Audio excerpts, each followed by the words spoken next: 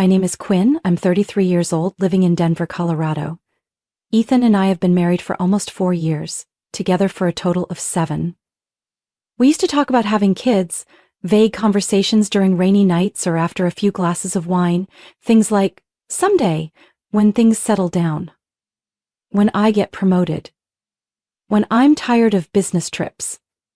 But that someday never had a real date. I'd been taking birth control regularly, but last month I had a terrible sinus infection and had to take strong antibiotics for almost a week. The doctor mentioned possible drug interactions, but I didn't think much of it. A few weeks later, my period was late. At first, I blamed work stress. Things at the office had been intense. Long hours, irregular meals, barely any sleep. But then I started feeling nauseous every morning. My chest felt sore in a way that didn't feel normal. And deep inside, something whispered that my body was different. I quietly bought a pregnancy test after work, tucked it in my purse between my notebook and car keys. I couldn't bring myself to use it right away.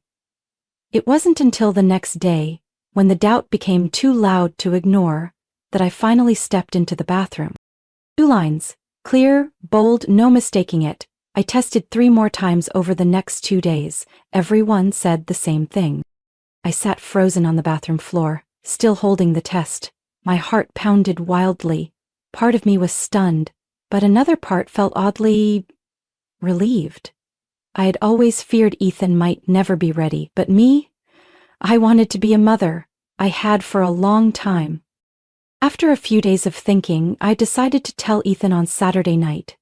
I didn't plan anything flashy, no reaction videos, no fancy letterboards like on Instagram. I just wanted a quiet, honest moment, something true to who I am. I cooked his favorite meal, red wine braised beef with buttery mashed potatoes. I played soft jazz, lit some candles, and put on the olive dress he always complimented. I wanted the night to mean something, not perfect, but memorable. Ethan came home late. It was nearly 8 p.m. when he opened the door, trailing expensive cologne and a faint trace of smoke. His shirt was wrinkled, tie crooked. He walked in, pulling off his coat as he spoke quickly. Sorry, emergency meeting, you know how that project's been dragging. I didn't blame him, didn't ask questions. We sat down to eat.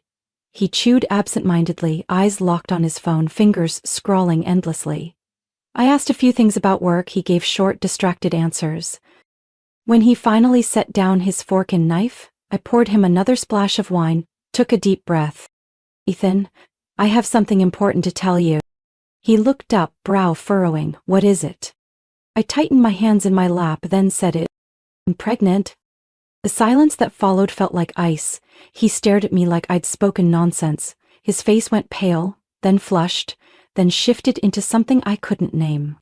I've tested 3, 4 times, all positive. I'm sure. He shoved his chair back, jumped to his feet, eyes wide. Quinn, are you serious? You know we're not ready. You've ruined everything. I went still. Ruined? He didn't look at me, just paced the living room, pulling at his hair, breathing fast. I've got 100 things up in the air. A baby? Now? I don't want this, Quinn. I never did. My feet wouldn't move. My heart twisted inside my chest. The meal sat cold. The candles dimmed. The kitchen felt colder than it should have. The dress he once loved, now hanging on me like a question. Now a bitter memory. I didn't move as the kitchen dimmed, the scent of red wine beef hanging in the air like a bitter punchline. Ethan wasn't angry anymore. He slumped onto the couch, head in hands, silent for what felt like forever. Then, suddenly, he got up and walked quickly to the bedroom. I followed, my heart still trembling, unsure of what was happening. Where are you going? I asked, my voice barely steady. Ethan pulled out the medium suitcase we had used for Boston last year. I can't stay here, Quinn. I need time to think. I stepped forward, blocking his hand. What does that mean? I'm carrying our child, Ethan. We need to talk, not run. He looked at me, not panicked now, just cold. You don't get it. I don't want this baby. I never really wanted kids. I just said what you wanted to hear because I thought you'd change. Flash. I stepped back. Every word stung like a slap. But that wasn't what broke me. It was what he said next. I'm with Camille. We've been seeing each other for a few months. Her name echoed in my skull. Camille, the 26-year-old intern who once dropped off documents at our house. I even gave her cookies. I leaned against the wall, nausea surging through me. Ethan zipped the suitcase in silence. When I asked, "You're really going to her place?" He didn't deny it, just turned around, pulled the zipper shut. "I'll come back for the rest later. Don't make this a big scene with my family. My mom's already stressed about Uncle Grant." "What about me? Don't I matter enough for you to think just once?" He stayed silent for a moment, then spoke softly. "I'm sorry, Quinn, I'm not the man you thought I was." As the door closed behind him, no hug, no wish of luck, just me, and the hollow shell of the man who once promised me forever. I collapsed onto the floor, one hand on my belly, the other fumbling for my phone. The only person I could call in that moment was Riley, my best friend since college. She picked up after the first ring. "Quinn, what's wrong? Are you okay?" I couldn't speak, I just cried, loud, aching sobs that made it hard to breathe. 20 minutes later, Riley was at my door, hair tied up hastily, wearing an old hoodie. She wrapped her arms around me, not caring that I was shaking like I had a fever. "You're not alone. Listen to me, I'm here. You're going to get through this." The next morning, as I poured myself the first glass of water for the day, my phone rang. It was Eliza, Ethan's mother. I picked up, but before I could say anything, she went straight to the point. "Ethan told me what happened last night. Quinn, are you planning to keep the baby?" I gripped the phone tightly. "Yes." "Why do you ask?" "You know Ethan's not ready for this. He's at a crucial point in his career. There's an opportunity in the Boston office. A child now would only complicate everything." "What exactly are you suggesting?" I asked, though I already knew. "I just mean, maybe you should consider all your options. You're still young, life is long." I steadied my voice. "You're right. Life is long, and I choose to spend the rest of mine as a mother. Even if I have to do it alone." I hung up. My heart pounded, not from fear, but from anger. I used to think my in-laws would be a support system when things got rough, but no. All they cared about was reputation, career, and so-called stability. No one thought about me. No one thought of this baby as a life. I placed my hand on my stomach. Still so small, barely noticeable, but I knew it was there. And I would protect it at all costs. I didn't hear anything from Ethan for an entire week after he walked out. No calls, no messages asking how I was or how the baby was doing. After 7 days of nothing, all he sent was one sentence. "I'll send money at the beginning of the month, for now." And just like that, I became a single mom unofficially, with no agreement, no explanation, just me and the baby growing inside me, left to figure it all out. I didn't have time to fall apart again. The next morning, I scheduled my first prenatal appointment. I drove myself to a women's clinic in 5 Points, no referral needed, because I was already too far along to wait for paperwork. When the nurse asked me to lie down for the ultrasound, I took a deep breath, gripping the hem of my shirt. The screen lit up. A blurry shape appeared. Then came the sound, the heartbeat. Fast, strong, urgent, like it was saying, "I'm here." That afternoon, I stopped by the cafe where Riley worked. As soon as she saw me, she pulled me into a hug without saying a word. "I heard the heartbeat," I whispered, eyes still red. Riley didn't say anything. Without a word, she reached over, wiping my tears gently and placing a warm waffle in front of me. I started researching everything. What it takes to raise a child alone, money, time, legal support. I scheduled a consultation with a divorce attorney. Ms. Lawson, a middle-aged woman with a sharp voice but kind eyes. She told me, "Quinn, if Ethan stays silent, we can still file. Don't wait on someone who's already chosen to leave." I also decided to move out of the old apartment, the place where Ethan's presence lingered in every corner. From the chipped coffee mug to the curtains I picked to match his favorite shirt. Riley offered me a temporary place at her home.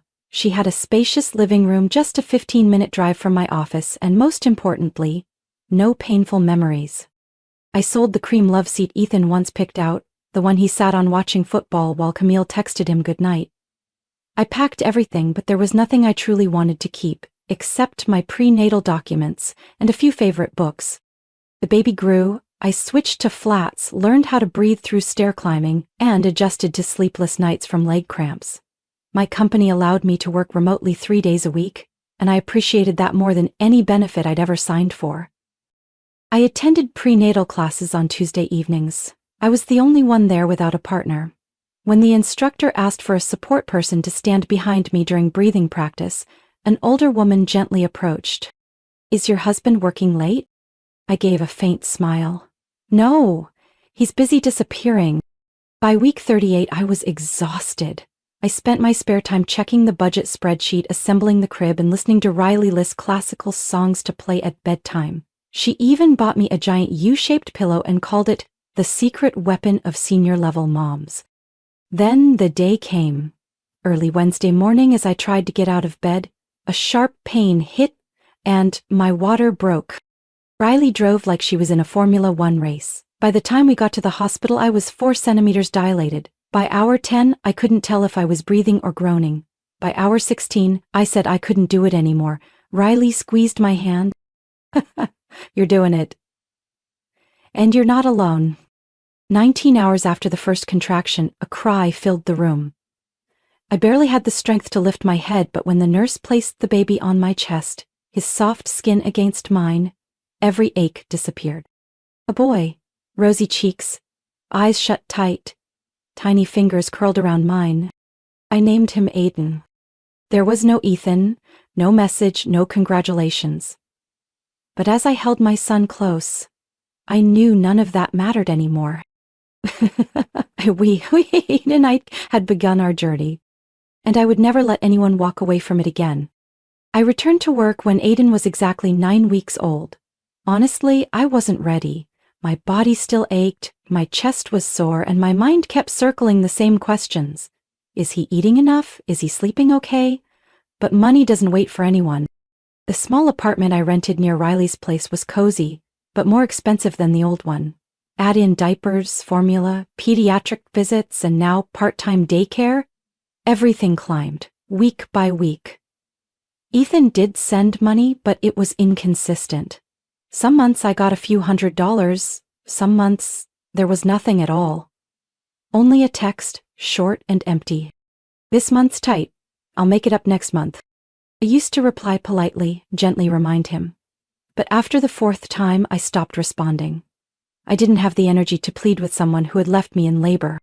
I woke up at 5 a.m. every day, squeezing in a quick shower, preparing bottles, packing Aiden's things, then caught a taxi to drop him at daycare before starting my shift at the architecture office. At lunch, I pumped in the restroom, checking our monthly budget while sending report emails. Some days, I had barely settled into work when the center would call, "Aiden has a low fever. Can you come get him?" I'd ask for emergency leave. My boss's irritation was obvious, but when I got home and Aiden clung to me, cheeks flushed, wheezing softly, I wrapped him in a blanket, sat on the chair, and hummed. And for the first time, I felt like I'd done something right. Simply holding him when everything else felt uncertain. One February afternoon, I got a message from an unknown number. "Hello, Quinn, this is Celeste, Ethan's mother. I heard the baby was born. May I come visit my grandson?" I read it over and over. No apology. No acknowledgement that they once implied I should terminate the pregnancy. Just a gentle request, as if nothing had happened. I thought about it for 2 days. Finally, I replied, "You can come Saturday for 1 hour." I didn't do it for Ethan, not even for her. I did it for Aiden. I didn't want my child to grow up never meeting his paternal grandparents, not even once. That Saturday, I wore simple clothes and held Aiden on the sofa while Riley quietly brewed tea. Celeste arrived on time, wearing a dark brown coat, carrying a large gift bag full of expensive baby items. Ethan wasn't with her. She sat down, looked at Aiden for a long time, then smiled. "He looks just like Ethan." She began asking questions about his weight, vaccination schedule, daycare, as if we were 2 moms casually chatting in a park. Every question was polite but cold. Not a word about Ethan disappearing, not a single, I'm sorry I didn't stand by you when you needed support. And she asked, when will you let him stay overnight at our house? I gently placed my teacup on the table. Sorry, but that won't happen. Aiden's still too young. And I can't let my child stay somewhere that once questioned whether he should even be born. She looked up, a flicker of surprise in her eyes. Quinn, I know you're upset with Ethan, but your son shouldn't be affected. I clenched my hands, kept my voice steady. That's exactly why I allowed this visit today. But if you want to be part of Aiden's life, the first step is to acknowledge what happened. I don't need anyone coming here to rewrite the truth. The visit ended in under 40 minutes. She stood, kissed Aiden's forehead, and left without promising anything else. The taillights faded into the distance, leaving only silence at my doorstep. Riley came over and placed a hand on my shoulder. You okay? I'm starting to see clearly who's genuine and who's not. The next week, Ethan posted a new photo on Instagram. He was in Palm Springs holding hands with Camille, sipping cocktails under the sunset. The caption read, New Year, New Peace. The image on my screen felt distant and hollow, so I turned to what was real, Aiden, fast asleep in his rocker. I smiled, not with sarcasm but because I understood. Peace isn't something you post. It's something you build, bit by bit, with the choices you make every day. When Aiden turned 3, I was promoted at the architecture firm I'd worked at for nearly 7 years. The title of Senior Design Coordinator wasn't just recognition for the sleepless nights spent over blueprints. It was an answer to a question I once feared to ask. Can I really do this? Even with dark circles from staying up with a feverish toddler? Even bringing my laptop to the vaccine waiting room? Even skipping meals but never missing a deadline? I hadn't given up. And now, I could stand firmly on my own 2 feet. 4 months after the promotion, I put down a deposit on a small house in the suburbs of Aurora, about a 30-minute drive from downtown Denver. The house wasn't big, just 1 story, 2 bedrooms, but it had a lush backyard, perfect for a garden and a space where Aiden could run free. When I signed the contract, my hands trembled, not from fear, but from emotion. I once thought I'd rent forever, thought a real home was something only 2 people could build. But no, a home is where love lives. And I had more than enough of that for Aiden. Life settled into a rhythm. I woke up at 6 a.m., made breakfast, and woke Aiden with kisses on his cheek. He always smiled before even opening his eyes, like he already knew I was there in his dreams. At night, we ate under the warm glow of the kitchen light. He told me stories from preschool, often adding wild details that made me bite my lip not to laugh. He had a special love for the sky. Every night he insisted on going into the backyard to look at the stars, pointing up and asking, Mom, which one is Sirius and is that a planet? I wasn't an astronomer, but for him I studied again, read through 10 websites just to answer, why don't stars fall on our heads? Still, there was one question I never found easy to answer. One Monday afternoon, as I was slicing fruit for him, Aiden suddenly asked, Mom, why don't I have a dad like Noah? I froze. Knife in hand, heart gripped tight. I sat beside him, pulled him close, gently brushed his soft curls. You have me, Auntie Riley, Grandma and Grandpa, even your basketball coach, right? Aiden nodded, his big dark eyes still locked on mine. Your dad helped me have you. But some grown-ups, they aren't ready to be dads. That's not your fault, sweetheart. And I love you enough for both of us. Aiden didn't say anything. A moment later, he picked up a slice of apple and held it to my mouth. Then eat this, Mommy. I love you for 2 people. I pulled him into my arms and just breathed, deep, quiet, and full. I started journaling my motherhood journey every night after Aiden fell asleep. Not to complain, but to remember. To remember how strong I was, carrying him to doctor appointments alone. To remember the moment Aiden learned to walk, fell down, then stood up again, lips trembling but still smiling. To remember our first Christmas Eve, just the 2 of us, strangely warm and magical, when he shouted, Santa found our house even without a chimney, Mommy? Little by little, I stopped feeling pain when I saw families of 3 holding hands at the park. I no longer felt out of place at parent-teacher meetings filled with mom and dad duos. I wasn't jealous anymore. I felt proud. Proud that I hadn't given up. That I didn't let a man define my worth. That my son was growing up surrounded by love, respect, and honesty. One evening, while I was hanging string lights in the backyard for Aiden to stargaze, Riley showed up with a pizza box and a cold bottle of soda. "This is your prize, most engaged parent of the year, straight from preschool headquarters." I laughed and leaned my head on her shoulder. Probably because I baked the most cupcakes during Teacher Appreciation Week. "No," Riley said, her voice sincere. "It's because you never gave up. That's what really matters." I looked up at the sky, those same stars sparkling like always. But tonight, they felt brighter. Or maybe something inside me had been glowing for a long time. For the first time at Aiden's preschool back-to-school night, I arrived late, caught in a sudden downpour, hair a mess, coat soaked through. I awkwardly scanned the crowded classroom for a seat, when a calm, low voice offered, "There's room here, if you don't mind." I sat down and turned to thank him. He looked to be in his 30s, simple button-up shirt, slightly tousled hair, but a calm, kind gaze. "I'm Douglas, Emma's dad," he said. "Quinn, Aiden's mom." The meeting went on as usual, except for Aiden and Emma giggling uncontrollably at their not-so-quiet whispers. The teacher gently suggested, "Maybe we should seat these two a little farther apart." Afterward, we walked our kids to the parking lot together. Douglas told me his wife had passed away from a terminal illness when Emma was just 1.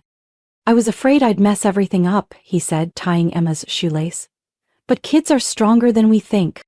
I managed a small smile, though I wasn't sure if it came from empathy or admiration. In the weeks that followed, we ran into each other more often, during pickups, at the park near school, even at the grocery store when both kids insisted on the same brand of cookies. One day, after Emma begged Aiden to come over and play, Douglas turned to me. "If you don't mind, I'd love to have both of you over for dinner. I'm making pizza. Not great at it, but if Emma eats it, I call it a win." I hesitated for a moment, then nodded. "If Aiden agrees to dinosaur-shaped pizza, then you've got yourself 2 guests." That dinner was unexpectedly warm. Douglas let the kids make their own pizzas. Oval crusts, mountains of cheese, pepperoni cut into dinosaur shapes. Aiden laughed louder than I'd heard in weeks. Douglas asked what I'd like to drink and made me a cup of spiced orange tea, saying, "The first time I tried this, it felt honest, not too sweet, not sharp. Kind of how I wish people would live." I didn't know how to reply. I just remember my heart softening, in a way it hadn't for a long time. After that night, the get-togethers became more frequent, though neither of us labeled them. When I was swamped, Douglas picked up Aiden. When he had a last-minute meeting, I brought Emma to school. Aiden started calling Emma my twin who's not from the same day. And me. I started smiling more. One evening, after a school meeting, Douglas walked me to my front door. I held a bag of leftovers, ready to say thank you, when he suddenly asked, "Have you ever thought about starting again?" When I met his gaze, I saw no urgency, just quiet curiosity, steady and kind. I answered softly, "I used to think I didn't deserve that. But lately, I'm starting to believe maybe I deserve something gentle." We started dating. Slowly. Movie nights with old cartoons. Weekend bike rides on grassy trails. Late-night texts asking, "Is Aiden asleep yet?" While I folded laundry in silence. Douglas never asked about Ethan. But one night, when Aiden had a low-grade fever, Douglas showed up with a thermometer, children's Tylenol, and a brand-new stuffed bear. I opened the door, not even sure what to say, but he just rested his hand on my shoulder and asked, "Are you okay? Not physically, emotionally?" I tilted my head in quiet agreement. And this time it was real, not the kind of nod you give just to reassure others. One early winter night after Emma's birthday party, both kids were sound asleep. Douglas and I sat in the backyard, wrapped in a thick wool blanket. He pulled out a tiny muffin from his pocket. "No candle, but you can still make a wish." "Wish for what?" He tilted his head. "Whatever you want. But if it were me, I'd wish to be the man Aiden would choose to call Dad one day. Not to replace anyone, just to stay long enough for him to say it on his own." I didn't answer right away. I just rested my head on his shoulder, listening to the soft wind brushing past the wooden fence, and thought, maybe this time, happiness didn't forget me. One early summer Saturday morning, the sky was so blue it felt like everything in the world was at peace.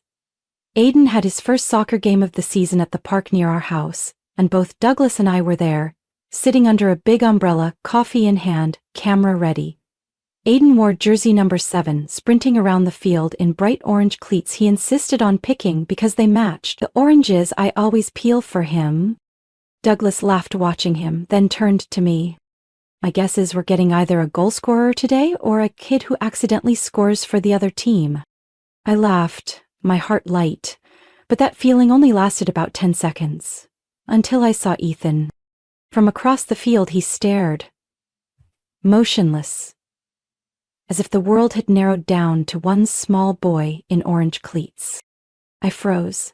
My whole body went cold, like a surge of electricity shot down my spine.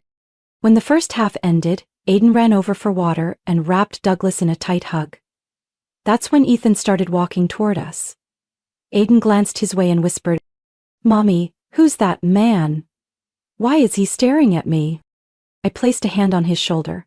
"Go on back to the field, sweetheart. I'll talk to him." Aiden nodded and ran off, carefree like any other child, and I stood there, facing the man who walked away the night I told him I was pregnant. He took off his cap, revealing a face more worn than I remembered. "Hi, Quinn. I heard Aiden goes to school here. I just wanted to see him, just for a moment." I crossed my arms. "After 5 years? You think watching from a distance is enough?" Ethan exhaled, eyes turning red. "I know I was wrong. I quit drinking. I'm trying to fix what I broke." I was about to turn away when Douglas approached. "You okay?" I said, "This is Ethan." Douglas looked Ethan straight in the eye and said calmly, "I'm Douglas, Aiden's father." Ethan stiffened. "Father, what do you mean? I cut him off. "Biological father, Ethan. But Douglas is the one who gets up early to take him to school, the one who carried him when he had a fever, the one he calls Dad when he wakes up from nightmares." Ethan went silent, hands clenched. "I just want to see him, just once." I looked at him for a long time before replying. "We'll talk after the game, briefly." After the match, Douglas took Aiden and Emma for ice cream. I sat across from Ethan at a cafe near the soccer field. He ordered 2 coffees, just like old times. Cappuccino. But I'd switched to lattes 3 years ago. A small detail, but enough to remind me he no longer knew who I was. "How have you been all these years?" I asked. Ethan sighed. "After Camille left because I refused to have kids, I realized what I lost. I lost you. I lost our son. I lost everything." He lowered his head. "I want to make it right. I want a second chance. Not just with Aiden, with you. Ethan, we're not anything anymore. You walked away when I needed you most. And Douglas stayed. I have nothing to give you except boundaries." 3 days later, Ethan came back, but this time he wasn't alone. Celeste and Michael, his parents, showed up unannounced, standing at my doorstep like everything could be fixed with a belated apology. "We want to see our grandson, and Ethan has a right to be his father," Celeste said, her tone still laced with that familiar pride. I clenched my fists. "You once told me to terminate my pregnancy for Ethan's career, and now you talk about rights? I don't owe anyone anything." Douglas stepped closer, his hand resting between my shoulders like a quiet shield. Michael spoke up. "Ethan's changed. He deserves a chance." I said firmly, "That chance doesn't begin with showing up at my door without notice. If he wants to see Aiden, he'll follow conditions, and the first one is, respect boundaries." After that abrupt visit, I met with attorney Harper, the same lawyer who helped me secure sole custody years ago, to discuss terms for Ethan's contact with Aiden. "He can see his son," I said, "but every visit must be supervised, and if he misses more than 2 without notice, the visits will be suspended." That's completely fair, especially since Ethan missed the most formative years of the boy's life. The initial visits took place at the Family Resource Center in Thornton. Aiden was informed beforehand. I chose my words carefully. You're going to meet a man named Ethan. I want you to know, if you feel uncomfortable at any time you can say so. No one will force you to do anything. Aiden nodded. His expression wasn't excited, just a little curious. He chose to wear the blue plaid shirt Douglas gave him for his birthday last year and tucked his favorite stuffed dinosaur into his backpack. The visit lasted exactly 30 minutes. Ethan showed up on time, brought a box of Legos and tried to make conversation. Aiden gave short answers, eyes often drifting to where I sat in the corner. Afterward he asked me, "Mom, is he my real dad?" "Yes, but you get to decide who you call dad. That's your choice." Aiden thought for a moment, then said softly, "Seemed kinda weird, but not bad." "That's enough, sweetheart," I smiled. Douglas never asked too many questions. He simply supported us, taking Aiden out to play after each visit, reading longer bedtime stories every night, and always keeping ice cream stocked in the freezer like he knew our boy might need a little sweetness to soften unfamiliar feelings.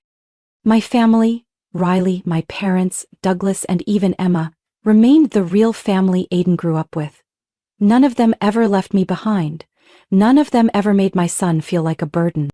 2 months later, Ethan asked to meet with me privately. I agreed, but only at Attorney Harper's office. He came in with a more subdued gaze, no longer carrying that performative regret from before. "I get it now," he said after a long silence. "He doesn't need me the way I thought.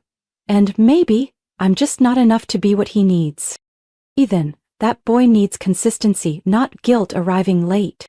"Douglas is good to him," he said. "I've seen it. And you seem okay." I didn't deny it. I was okay, not because Ethan had left, but because I had chosen to keep living, fully. One late autumn afternoon, I stood in front of our small house, watching Aiden and Emma kicking a soccer ball around the yard, their laughter echoing through the crisp air. Douglas was fiddling with the new nameplate for the mailbox. The Willow family, since the old one had worn off. I just stood there, hands wrapped around a cup of hot tea, heart still as a pond after wind. There was no big wedding, no grand announcement, but we had chosen each other, every day. That night, Aiden fell asleep early after his art class. I gently pulled up his blanket and sat by his bed for a long while. His sleeping face always reminded me that I was doing something right, even if every day felt like solving a puzzle without instructions. I brushed his forehead gently and whispered, "You may not have started like everyone else, but you have enough love to grow strong." I stood up and quietly closed his door. In the soft warmth of our little house, I walked toward the kitchen light, where Douglas was rinsing our evening teacups. He turned and smiled. "Want to plant some flowers tomorrow?" "Yes, let's plant sunflowers," strong and always turning toward the light. Life doesn't always go as planned, but sometimes the unexpected turns are what reveal the strength we didn't know we had. Quinn endured betrayal, loneliness, and the pain of being abandoned while pregnant. But instead of breaking, she chose to rise, rebuilding life for herself and her son. Through every challenge, Quinn found not only new happiness but also the power to set boundaries, forgive at the right time, and love the right person, with the quiet strength and boundless heart of a mother. What do you think about Quinn's journey and the choices she made? Would you have done the same in her place? Share your thoughts below. And don't forget to follow the channel for more heartfelt stories about family and life.